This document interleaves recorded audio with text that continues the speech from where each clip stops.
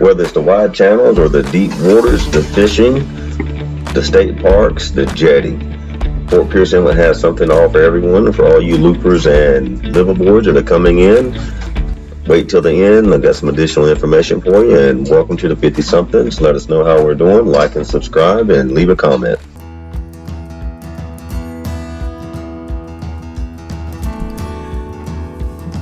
A little bit about Fort Pierce and the inlet and the area around it. For those of you who like to fish, you can see the spoil islands everywhere out here, and what you're going to catch out there in those spoil islands is going to be everything from the snook to the redfish. You're going to catch some flounder. It is a fisherman's paradise for inshore. Let's not forget about the offshore also. On the offshore, you're going to catch everything from your pelagics, your mahi-mahi, your sailfish, your kingfish, and anything else that's out there. Cobia, you name it, you're going to catch it. Now, Fort Pierce Inlet is known for, being one of the safest inlets that you can actually come into during good weather and bad weather on the East Coast. It's also well known by the loopers.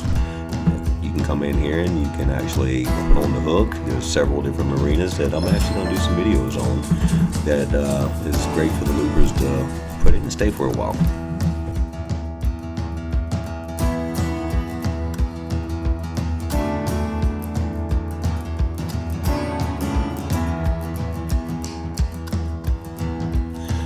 As you can see here, this is a very wide inlet. It's also a very deep inlet, so it doesn't matter what size boat you have, whether it's a small boat, medium boat, or a large boat, you're going to get through this inlet.